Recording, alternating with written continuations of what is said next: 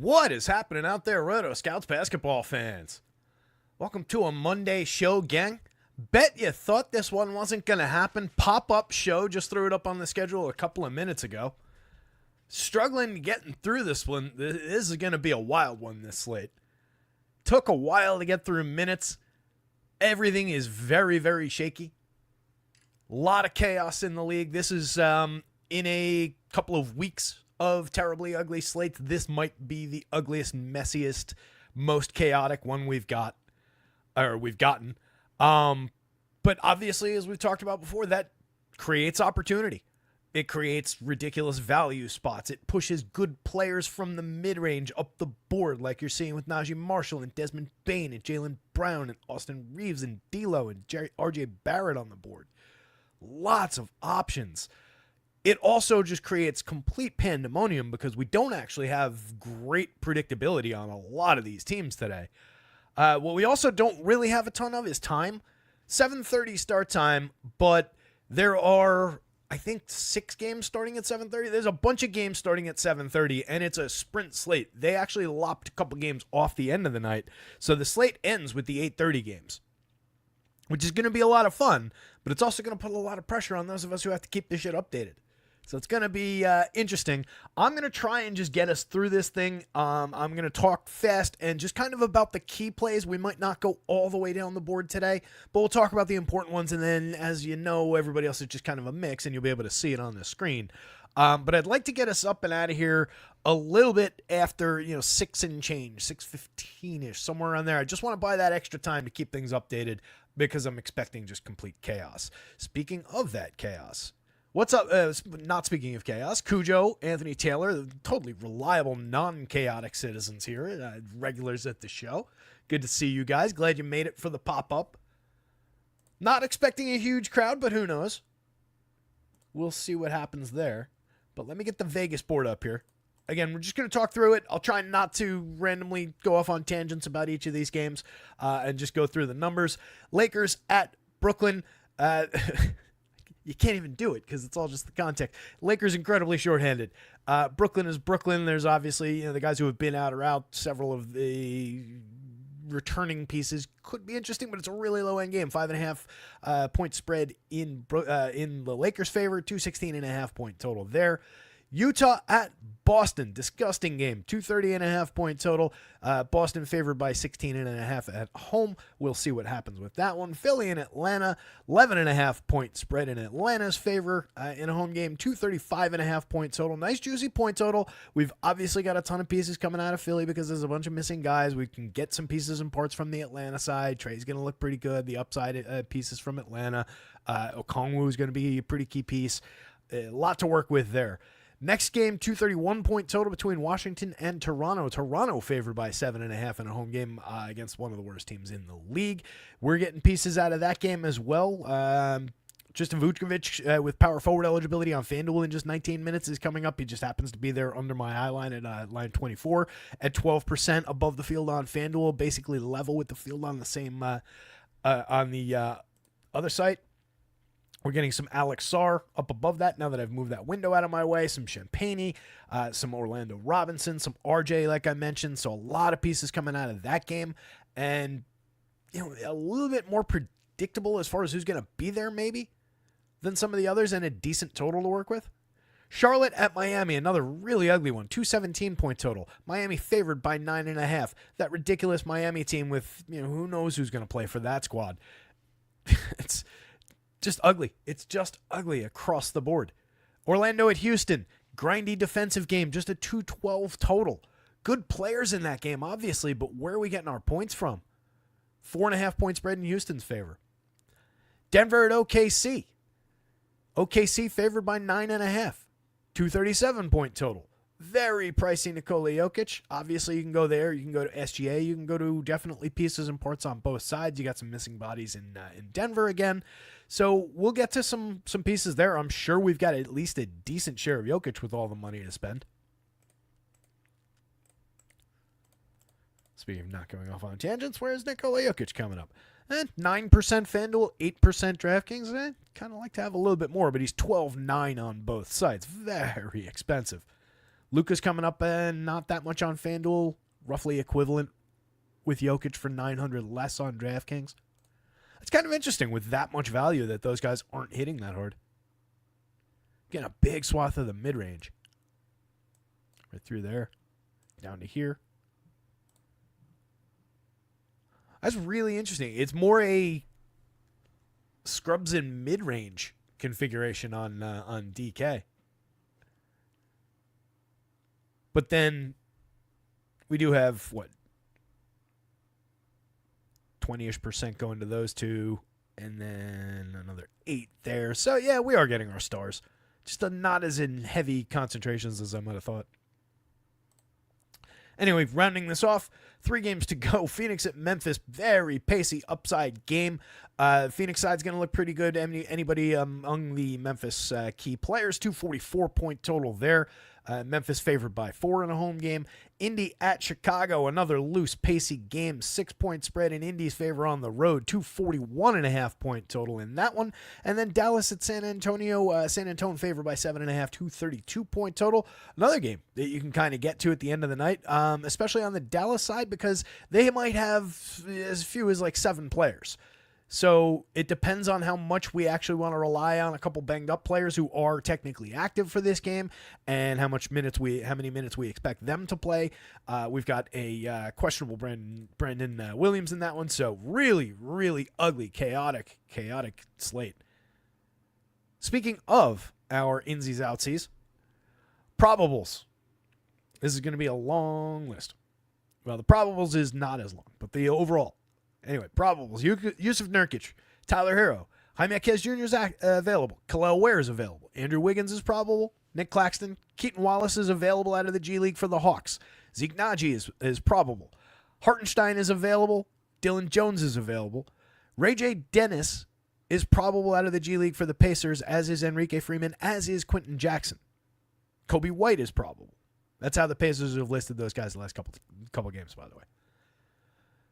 Questionable. Alec Burks, Haywood Highsmith, Duncan Robinson, Luka Doncic, Andre Drummond, Vic Krejci, Karis LeVert, Trae Young, John Collins, Lowry Markkanen, Jaden Springer, Al Horford, Jason Tatum, Nikola Jokic, Jamal Murray, Tyrese Halliburton, TJ McConnell, EJ Liddell out of the G League for the Bulls, Emmanuel Miller out of the G League for the Bulls, Nikola Vukovic, Patrick Williams, Jameer Young out of the G League for the Bulls, Fred VanVleet, Brandon Clark, Zach Edey, Vince Williams Jr., Brandon Williams, and Stephon Castle are all questionable. Obviously, some pretty key names in there. Out. Trey Mann. Trey Young is not out. Trey Mann. Brendan Miller, Josh Okogie, Tijani Salon is in the G League, so is KJ Simpson, just in case you're fishing around for pieces from that team. Grant Williams is out. Nikola Jovic, Drew Smith, Dorian Finney-Smith, Rui Hachimura, Jackson Hayes, LeBron James, and Maxi Kleber. There's all your Lakers. Toshan Evbuanam is in the G League, so don't play him. DeAnthony Melton, Cam Thomas, Trendon Watford, Derek Whitehead, all out for the Nets. Joel Embiid, Paul George, Eric Gordon, Jalen Hood, Shafino, Kyle Lowry, Tyrese Maxey, Jared McCain, and Kelly Oubre Jr. all out for Philly. Kobe Buffkin, Jalen Johnson, Larry Nance Jr., Daquan Plowton's in the G League, so is Jacob Toppin. Jordan Clarkson, Keontae George, Elijah Harkless is in the G League. Taylor Hendricks continues to be out. Michael Potter's in the G League, so is Oscar Tshiebwe. Kristaps Porzingis is out. Sadiq Bey, Malcolm Brogdon, Rashawn Holmes, Kobe Jones, Chris Middleton, Marcus Smart, Oshae Agbaji, Grady Dick, Brendan Ingram, Jonathan Mobo, Jakob Poeltl, Jacoby Walter, Aaron Gordon, De'Aaron Holmes, Julian Strother, Brandon Carlson's in the G League, Alex Dukas is in the G League, so is Adam Flagler. Those guys were up the other day when everybody was out. AJ Mitchell, Nikola Topic continue to be out, so does Isaiah Jackson. Lonzo Ball is doubtful. Ayo Dosunmu is out. Jalen Suggs, Mo Wagner, Reed Shepard, Amin Thompson, Bradley Beal, Cody Martin, Monte Morris is doubtful, Santi Aldama is out, Jaren Jackson Jr., Yuki Kawamura, Luke Kennard, Zion Pullen, Anthony Davis, Daniel Gafford, Jaden Hardy, Kyrie Irving, Kai Jones, Derek Lively II, Olivier Maxence Prosper, PJ Washington, Charles Bassey, Jeremy Sohan is doubtful, and Victor Wembanyama continues, unfortunately, to be out. Jesus Christ. That's why this slate is so dumb. There's probably news since I started the show. Everything that I'm saying about this slate as we go through is going to be rendered irrelevant by, all right, Alec Burks is out. That's not a big deal. Tyler Hero is available. So is Andrew Wiggins. So is Duncan Robinson. All of that is good. And that's all the news so far. Having fun yet? I'm not. I'm having fun doing this. I'm not having fun doing the projections. The slate, we'll see. So a massively popular Jared Butler on both sites. Just been good per minute, drawing a pretty good projection, and we're getting him essentially double the field on both. Which, take it or leave it, but at 4,100, he's only projected at 26 minutes in kind of an open-up game against Atlanta. With everybody out for Philly, I can see him going back up. He played 29 in their last game. He put up better than a point per minute. As long as we're getting that kind of production, we are rock solid at 4,100, 4,000 with both guard spots on DraftKings. Just looks great. He's a 7+ value score on both sides. Just a spot we don't need to overthink, really, with everybody missing for Philly. Najee Marshall, also in the same situation. Just going to play a ton of minutes and do everything. 5.75 value score. It's way off the 7. It's not that crazy a value because he's appropriately priced for the role that he's playing right now with everybody missing for Dallas. 7,200 on FanDuel. We're getting him 64% of the time and above the field. Both forward spots. 6,800, both forward spots on DraftKings. He's a 6.1 value over there. We're getting him at more than half our lineups, 56.7% and level with the field. Desmond Bane playing a ton of minutes. Played 38 in their last one, put up a 56.8. We had him for a huge projection that day, and he cleared it and then some. Really good looking spot for him. Again, that's going to be a good game. I think that's kind of an not underrated because he's obviously coming up as are Brandon Clark and some other pieces there. But maybe with all the chaos, that game's slightly overlooked just for how high scoring and potentially pacey it's going to be. So I really like the Desmond Bane spot. 36 minutes. I just gave him back the 36 that he's kind of averaged over the last 3. But, again, upside to 38 and potentially beyond in a close game. The price is still good. 117 per minute FanDuel, 121 per minute DraftKings. Love it. Jaylen Brown. Everybody from Boston is at least playable. And if some of those guys don't play, everybody else shuffles around and gets better. So again, Al Horford questionable, Jason Tatum questionable. So obviously, if either of those guys doesn't play, Jaylen Brown looks a little bit better. If both of those guys don't play, Jaylen Brown looks a lot better. And then the Derek Whites of the world go up. In the situation where Horford's out, the Cornets of the world will go up. So just keep an eye on what happens with the injuries for Boston. But even in this situation right now, we're getting a ton of Jaylen Brown going up against Utah. Boston's going to crush Utah in this game. They're favored by 17.5 points. So another spot. Just don't overthink it. It's a fair price to pay for an $8,500 Jaylen Brown at small forward and shooting guard. Fits into a lot of lineups. On DraftKings, slightly below the field, even though he's $200 cheaper over there with the same positioning. That's a 5.48 value. Technically, we're looking for 5.5 on the DraftKings slate. It also just bounces off of positions. We still got him nearly 30%, but it's just a little bit below the field on the DK slate, just with how it works out. But again, he's only going to get better looking from here. Already looks terrific. The argument against would be that if they're smoking Utah by 20 points, they've been resting. They've been starting their cycle of resting guys gearing up for the postseason and everything. So maybe they shave down the minutes and he only ends up playing 32, something like that. I think he still gets there, and we're perfectly justified, especially if those other guys are out. I'm sure Tatum is on the board here somewhere. He's got a monster projection today.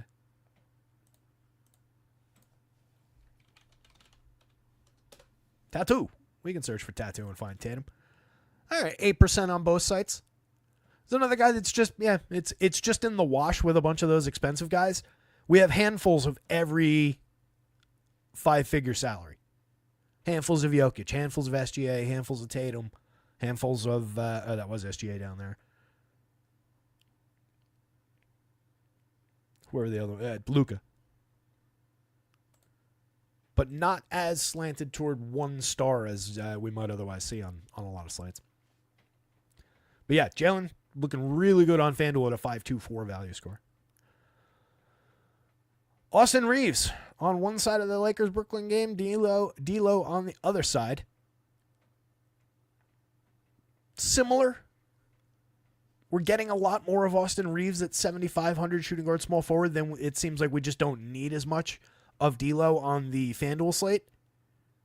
He's above the value threshold at 6,100, and we're level with the field at 7%. I tell you what, on FanDuel, you could maybe consider D'Lo kind of a little bit of a sleeper guard play among point guards. Like if you just double this up to 12% and build a little bit of a plus position, He is, again, above the value threshold. It's not unreasonable. We got a lot more of him on the DK slate. 5,400 over there. We got him 28%. He's a 6+ value because he's very, very cheap. This is only in 29 minutes. Could conceivably play more. He played 29.5 in the last game. Put up a 50.7. You're going to want that if it gets there. Going up against a very depleted Lakers team. But we did get 28% of Reeves also. That's level with the field on DK. But look at the difference value-wise. I mean, that's pretty stark. 7,500 versus 5,400. You're obviously off by several projection points because it's a much bigger minutes projection for Austin Reeves. But if you gave D'Lo 35 minutes, he'd be the same play as what Austin Reeves looks like for much cheaper. So it's just about how many minutes he plays. I don't think he gets to 35, but could play 31, 32 and have some upside. Could also play 27, 28. That's an interesting back and forth. And the low ownership, I'm pointing at the screen as if you can see it. The low ownership right here publicly, again, that's kind of intriguing to just double that simple little play to make.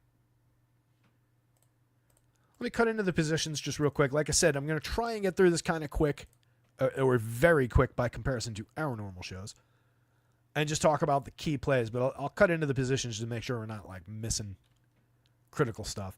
RJ, not coming up at all on FanDuel. I could do with grabbing it. I mean, we got one in our top 150. Hopefully it's in one of the top lineups because I do think he's in a pretty good looking spot.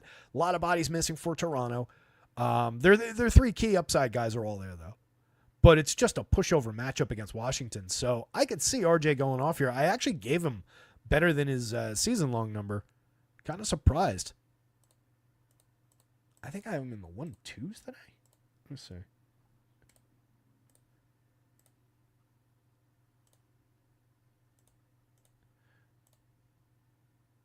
That's it. DraftKings, it's closer. That's right. I was looking at the FanDuel 115. Yeah, he's a 1-2-0 on DraftKings. I've got him at 1-2-2 in the model today. I was expecting a little bit more, but we did actually get it on DraftKings, so maybe it's just about the DK play. 5.29 value score. Above the field at 26%. Again, they're going to look good against Washington. The minutes have been a little bit all over the place. 28 in the last game. Still put up a 39, though. And again, the matchup is terrific. Lonnie coming out of that Philly game, not looking like a piece on FanDuel at 4,400, small forward only. I'll point out that he is well above the value threshold there at 5.20. I'm going to just assume we have better looking plays going through small forward than that because we only got him 2%. That is below the field, but it doesn't look like he's crazy high owned. If you're playing Lonnie Walker, I don't think it's a mistake because the minutes are going to be there. He's a moderate producer, 0.84 this year. That's on 17-ish% usage, 0.88 on DraftKings. We got him a lot more on DK because he's 3,600 over there. Very, very different play. Also shooting guard eligible. That puts him above a 6.5 value score. So we're way above the threshold there. We're also way above the threshold down here on $3,500 AJ Lawson, I'll point out. We got not that much of. So there's an offset there where you can come out of some of these $3,600 shares of Lonnie and plunk them into AJ Lawson. You can do the same thing with $4,000 Jared Butler. Come down in price. I think that's a reasonable enough play because the value is sitting there right now. He's a not great per minute guy so far this year, but that's in 9 games, 12 minutes a night. In whatever his sample was from last year, 8.81 on better usage. Their last game, he put up about a half a point, so he's right around this. But again, decent matchup, expectation of minutes. So as a value play, I don't mind that as a pivot on DK. It doesn't look as good on FanDuel because he's a $4,300 shooting guard.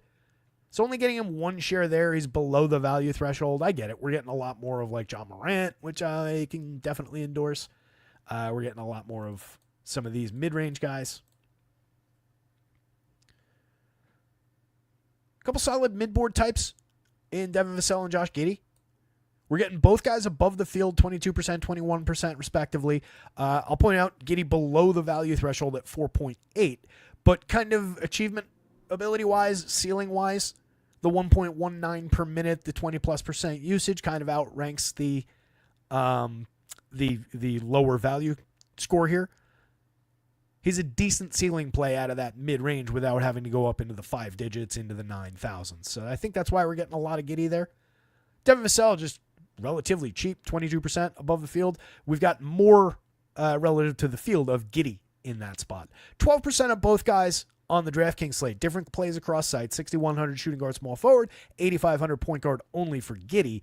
12% level with the field for Giddey, even though he's below the value threshold. It's the same explanation. You don't need him to necessarily be above because he's a good point per minute guy. He's got a 40-plus point projection in his pocket already. So it's not as critical that he cracks that value nut.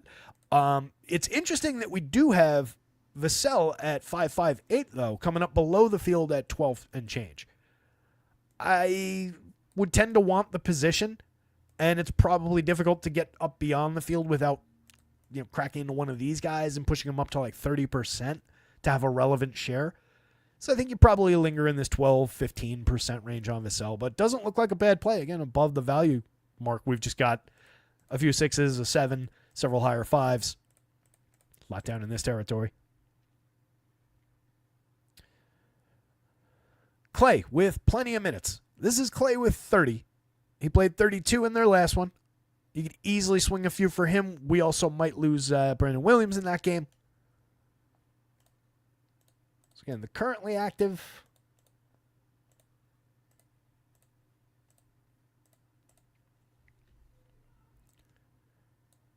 Currently we have 9.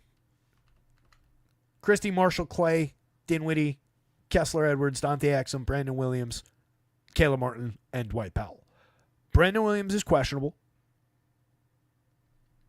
Caleb Martin's banged up. Dwight Powell's banged up. They're on a back-to-back. It's not good at the bottom end. So there's 3 guys that, Caleb Martin and Dwight Powell both not on the injury report. But you have to question how deep into the game they can actually play. I've got them projected low. But Dallas could get really, really interesting as far as upside minutes. So Clay could find his way to more minutes than the 30 I gave him. Even if it's just conservatively 32, he's going to look even better. He's already above the value mark on FanDuel, 16%, and level with the field at a 5.08. He'll just look better depending on what happens with Dallas. But I don't think he's going to go down much from here. So 16% level here. At 6,000, shooting guard, small forward on the DraftKings slate. Not quite where he needs to be at 5.27, but very, very playable there. 0.92 per minute, 12% below the field.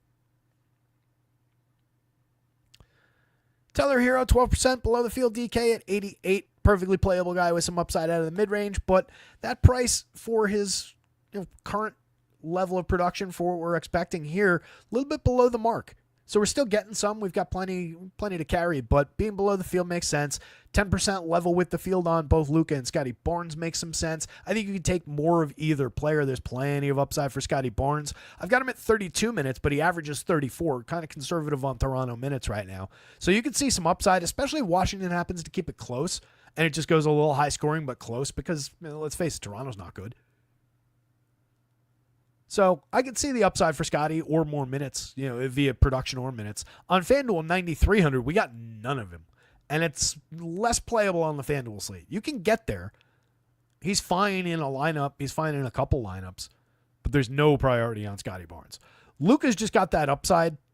So even for 12,000, we got him once in 150. That's below the field. Field's probably 5-ish%, 6, maybe up to 8. You can take any shares of Luka. But he's also questionable.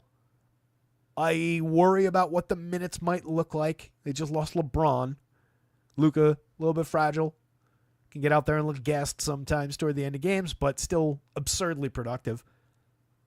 But at 46 in 36.7 minutes, technically that's behind his 1.49 FanDuel points, 1.53 DraftKings points, but not tragically so. That was also against the Celtics. That was also losing LeBron.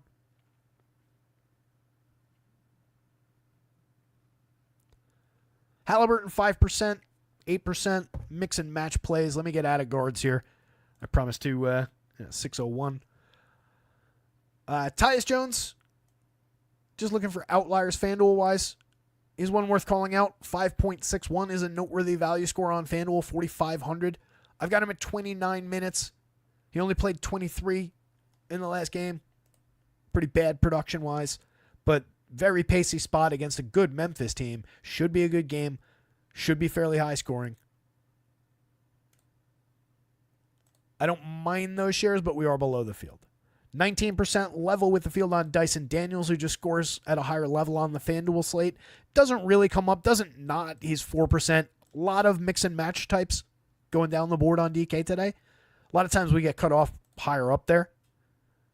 So there's a lot. Again, with all the value on the slate, it's not pointing toward one specific upside guy, more that we're just getting a huge spread of everybody across our top 150. So that's really interesting. FanDuel's a little bit more keyed in toward some upside plays. So Daniels 19% level with the field. That's only at a 4.9 value score, but could look pretty tremendous. Playing against mostly Philly backups. And then Dante Exum, everything applies to him as the other guys from Dallas. 14% level with the field, 3%, and below the field at 4,200 on the DraftKings slate. I've got him at 24 minutes. Could play a few more than that. Could play a few less than that. We'll see. Both Castle and Fox are more relevant to the FanDuel slate. 18% of Castle level with the field, 16% of Fox, a little bit above the field. That's interesting that some of the money's going that way, 8,600. But again, that just kind of backs up that we're getting to a lot more of those upper mid-range type plays rather than like the true top shelf plays. $9,800 LaMelo, $9,400 LaMelo did not land on either site, but obviously has playability on both.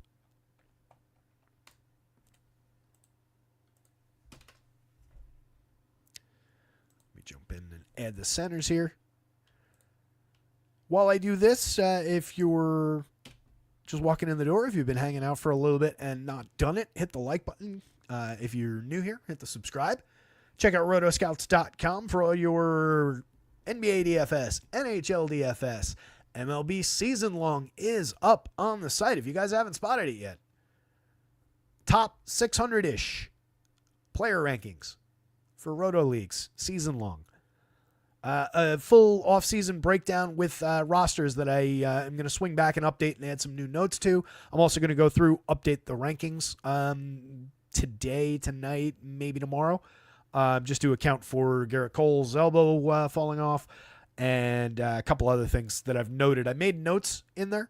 I'm also going to add player notes to some extent through the draft rankings, but draft rankings are live. So check those out at rotoscouts.com. Access to everything, all of that. And then MLB DFS when it starts up.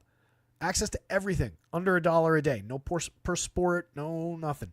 We're here to protect the bankrolls. We're here to build the bankrolls, not train them slowly. Under $1 a day for all of it, whatever hits that site. I'm planning on doing a weekly waiver wire column for season-long leagues for MLB. We'll see what else happens. All right, forwards and centers, promo over. Oh, check out our guys over at acemind.io too. You can run sims, optimizers, obviously NBA. That's what we're using here to run the sims. And then MLB, they've got a great sim tool. They've got an optimizer for MLB. NFL coming right around the corner. A lot of signings going on, by the way, if you haven't been paying attention. The Jets picked up Justin Fields. Sam Darnold went to Seattle. Geno Smith earlier went to the Raiders. Rumors are that Aaron Rodgers is maybe going to Pittsburgh. A lot of movement. Anyway, Najee Marshall, as discussed at the top of the show, one of the top plays on the board coming out of the mid-range, 72, 68 across sites, has just been productive, 0.93, 0.94 with a little bit of upside recently in this increased role with just everybody missing for Dallas. This is payback, karma for trading away Luka Doncic. You gotta think. But makes Najee look damn good. Jaylen Brown we talked about. RJ Barrett we talked about. Brendan Clark in just 24 minutes, 5,000 power forward center eligible, cracks the value threshold, 5.21. I imagine a lot of that's going through power forward on FanDuel. 7% level with the field.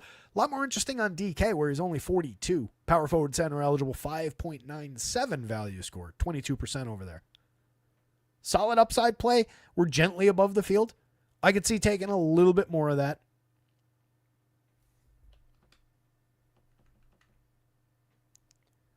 Champagne at 45, 21% on FanDuel with a 5.82 value. Again, just that that Toronto-Washington game is just interesting for targets on either side. So I was expecting to see some of Washington. Was it a Champagnie in 24 minutes that I was necessarily expecting to see? Not really. But he's around a point per minute guy. 15.3% usage is not ideal. Last year it was 0.97 on 16.2. Level with the field at 20%. He's very cheap at 41 on DraftKings, power forward only. Might be something to do with the positioning on FanDuel. It's not like he's not way above the value score at 5.82.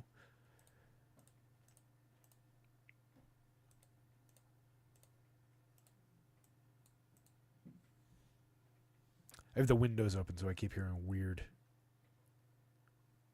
I just heard like a murmuring voice from the other room, but I suspect it's from outside. Am I high on Champagnie? Maybe I'm a little bit over where I should be.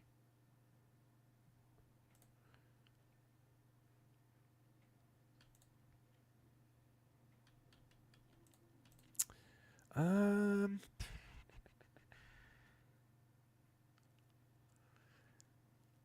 111 and change in plateau.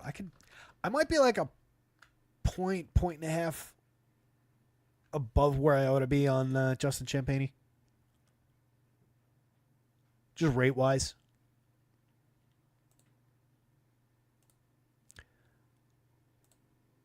He's a full 10th of a point above his season-long production, which I think is fair for the game environment overall for some of these guys, but I don't know if it's necessarily where I want him. I think maybe half of that would be about right. So if I go to there...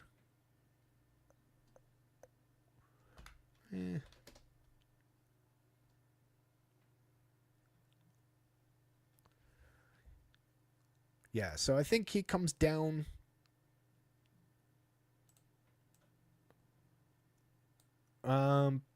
just 1 point. He's going to come down by 1 fantasy point in the update. I just tweet that, right? I put a flag on him. I'll definitely swing back and just give it a better look. But I think I had him about a point too high. I think he's still going to come up. I think he still looks like a decent enough value. And again, the field is there in the 20% range. So we're not that far off the mark. But the 6.27 is what caught my eye there, the 5.82. I don't know that he's necessarily that good a value. But I do think he's very, very playable in that 15, 18, even 20% range. Orlando Robinson, this value score I do think is correct. 4,100 at center only on FanDuel. We're getting him 12% below the field. Definitely productive enough in those minutes for that cheap price. So he's a decent discount play at the position on FanDuel, but there's a lot to work with. 3,700 on DraftKings. He's even cheaper over there. 6.46 value score. We got him 18% on DraftKings slate, but again, below the field. You could give him a little bit of a nudge and take more, maybe level it off with the field. I don't think that's necessarily bad because he's so cheap. So it's just a value play, but there's a lot of value plays on the board, and we're going to get a bunch more. Keldon with some missing pieces in San Antonio definitely looks pretty decent, 26%. He's above the value threshold pretty decently. That said, not my favorite player to get to. Seems like he should just be better than he is overall. 0.90 per minute this year on 20.2% usage. Had a little bit more work to do last year, but up a little bit more per minute. But wasn't even a 1.0 per minute guy last year. It's not like he's priced that way. 49, 48 across sites. So a solid middle of the board type guy.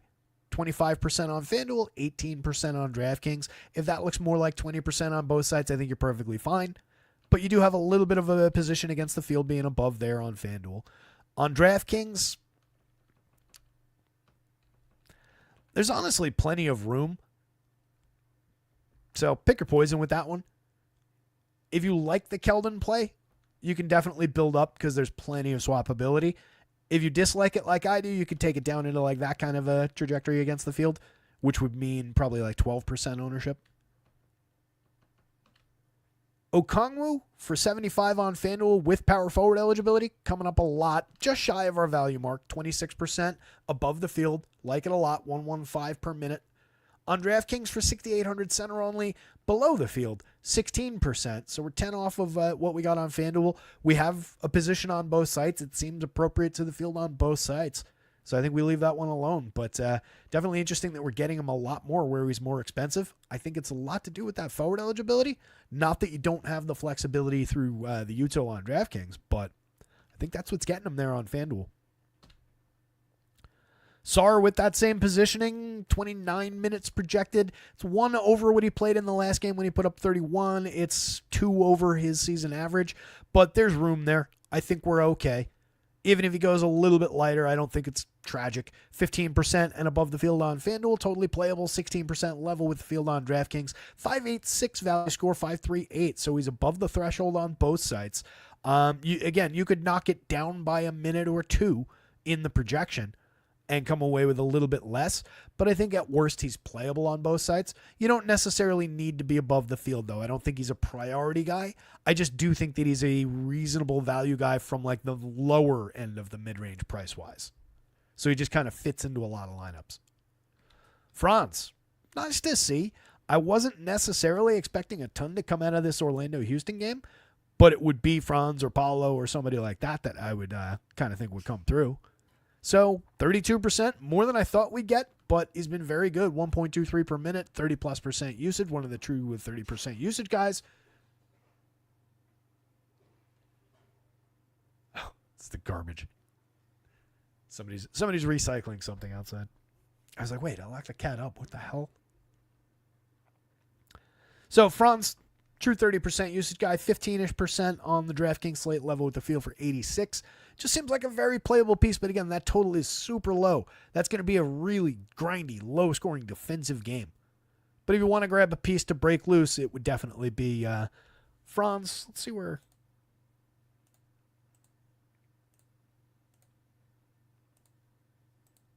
Did we get anything else out of that game? 14% Apollo. Below the field pretty significantly. That's interesting. So we do have a little bit of Paulo on the FanDuel slate. Not so much on DraftKings. We got 5% of Tari Eason out of that game on DraftKings. Take it or leave it. He's a good per-minute producer. I've got him at 30 minutes, but the price has gone up slightly. He's at 6,000 power forward only. And then we got essentially nothing of anybody else. 2% of Paulo. Below the field on DK at 4.78. But getting him this starkly below the field while still having 15% means the field's probably in the upper 20s, and he's probably owned around where we have Franz. And that probably levels Franz down to that spot in the public ownership too. So I kind of like that we're staked out. Just we have a position on both players kind of competing against one another in the same positions. Very, very, very similar options though. 1-2-3 versus 1-2-2 per minute on FanDuel scoring. 36 minutes apiece. Paulo's more expensive. That's probably what's knocking him down a peg. But again, as far as the public's concerned, they're probably in the 28% range on both guys. So having the plus position here, the minus position there makes sense relative to one another and makes sense relative to the field.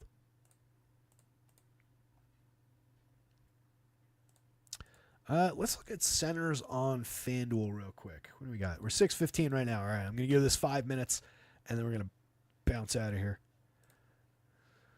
All right, so among center-only guys, I will say immediately on FanDuel that it looks like you can play some of the power forward eligible types at the center spot today. That's 66% right there. 67, 68. Oops. Yeah, that's one. I think that's all of them. I guess I could just highlight the whole column, but the zeros, who cares? So, yeah, there's about 30% available at the center spot where you can swing some of those power forward center guys through that. We're getting a fair share of Adem. I think it's Adem, not Adam, right? Either way. Getting a fair share of Bona coming off of his unexpected monster. I think it was 0.2% on FanDuel. 51.5 FanDuel points. Getting a lot of them on DraftKings too, but we are below the field on both sites. Coming right back with 28 minutes. He's only 37 on FanDuel. He's only 34 on DraftKings. 6.45 value score, 14% below the field on DK. 6.06 value score where we only need 5 on FanDuel. 18%. We got him a little bit more than O-Rob. He is technically our most highly owned center-only guy. That is interesting. This is incredibly fragile. No promises on that one whatsoever. It's not like I projected him for anywhere near this kind of production. We're only at 22, 21 fantasy points. 0.88, 0.83 per minute across sites in his limited experience this season. Model has him at... I don't even have him there.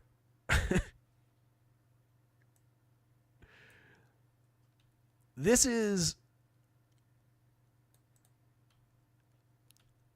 He's played 11 and a half minutes a night over 44 games. 0.88. Technically, I could give him a little bit more, which is just dumb. I have him at 0.78. He's 0.83. It's 0.78 against the 0.83. I keep doing that. I keep looking at the FanDuel number and forgetting that I have that against DraftKings. So I've got him at 0.78 versus 0.83, so 0.05 off the mark. You can give him a little bit of a nudge in either minutes or rate, or if you're crazy, both. And then he'll just be in like 100% of your lineups. But that would get you back easily to the field if you just give him a little bit of a nudge in either of those categories. And I don't think it's nuts. Miles Turner, reasonable play across sites. 5.28 value is very playable on FanDuel. 5.29 on DraftKings is technically a little short of the mark, but good enough to be played. 10% below the field there. Again, all the Jokic you can carry, even against OKC. If you can get to more than 9%, 8%, and levelish with the field, do so. It's just kind of difficult, even with the value there. You can get to everybody, but getting to one specific guy is more of a choice today than like numbers driven as far as those top end plays go. That'll be interesting to look at, actually. I called it out a few times during the show, but among our five-figure salary guys, look at this. I mean, 8% of Jokic, 10 and change of Doncic, 5 and change of SGA, 8 and change of Tatum. Trey, just below that threshold salary-wise, we got 8%. At 9,400, we got 10% of KD, who we haven't really mentioned yet. We got him 10% on the FanDuel slate as well. That's below the field pretty starkly on FanDuel. There's upside there. I might owe KD and Booker a point and change here. I did it kind of on the fly earlier. It's one of those ones I'll swing back around to and refine. But originally I was projecting Beal in, and then he was not in. So let's see. 126, 122. Pretty loose matchup. That's probably pretty light, actually.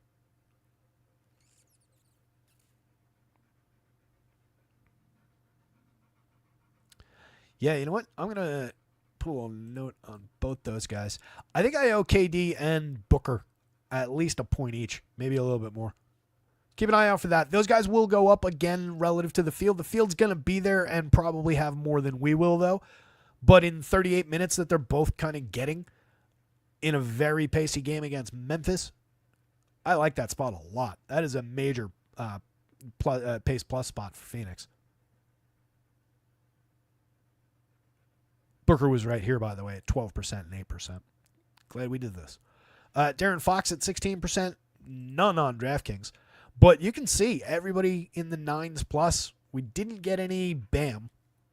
We didn't get any LaMelo. And we didn't get any... Oh, wait. That is LaMelo. And we only got one share of Şengün on DraftKings. We got a little bit more on FanDuel. But through the guys that are priced over 9%, average ownership is nearly 6%. So it's just shaking down between those guys. If you've got a lean, by all means, take it. Because it's not like the public is crazy high owned on any of those guys. If you just want to throw it into shares of Jokic, perfectly reasonable decision all the way at the top of the board. Same thing for an $11,000 SGA in the same game. Chasing Luka's upside, assuming that he plays against Brooklyn with no LeBron? Sure. Tatum against Utah? Sure. We're getting more Jaylen Brown, but sure.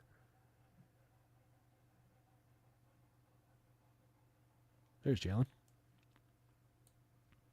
Again, Jaylen at just 8,300. Going to look really good in this game.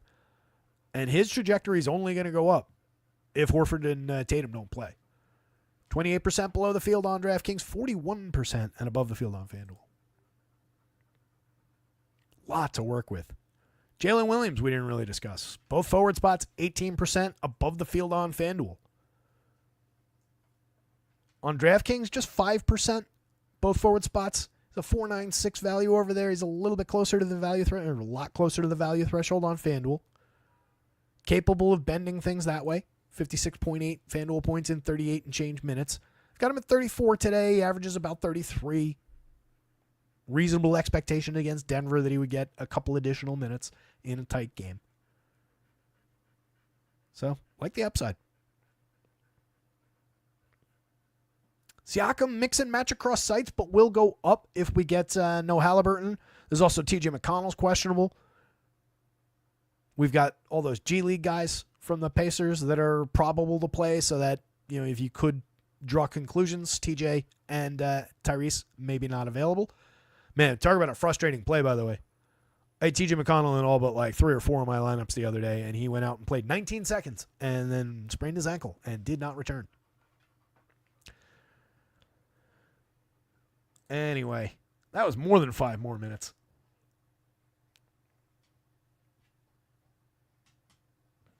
Tatum and Horford are out. There you go. All right, so fire up the Jaylen Brown value. That's also going to, again, that's going to put Luke Cornett more on the board and just have a downstream impact for everybody relevant from Boston. If memory serves, Derek White takes a very nice leap in this situation rate-wise, so he might be one to watch. Drew is just going to look kind of normal, but Cornett definitely will move. I've got him at 22 minutes right now. He'll move up the board. And then the downstream guys, as far as the big men go, unless they swing it with like a Keta start or something like that, you're probably not going to get a ton of those guys unless you really see it pop in your sims and optimizers. Then just follow the numbers based on where it's projected. But the way I'm seeing it right now, it would be Cornett, obviously upside for Jalen, and then rate based on Derek White. But yeah, bear in mind there's also no Kristaps, so very concentrated production expectations for the Celtics tonight. Still there as far as their overall production, though.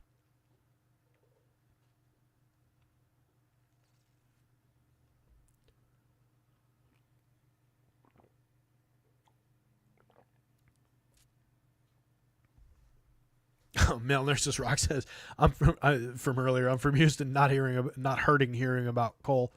I couldn't figure out what you were saying there for a second. I was like, Cole, who is he asking about? From Houston? Who's he talking about? And then I reread what you said, not hurting hearing about Cole. I thought you said not hearing about Cole. Yeah, not happy about that one. The Yanks rotation still... Oh, there you go. It actually just dropped. Scheduled to undergo Tommy John. As of 15 minutes ago, he's going to have Tommy John tomorrow. Wah, wah, wah. Yeah, so that sucks. The Yanks rotation, if anything, for that team, though, it can bear that loss.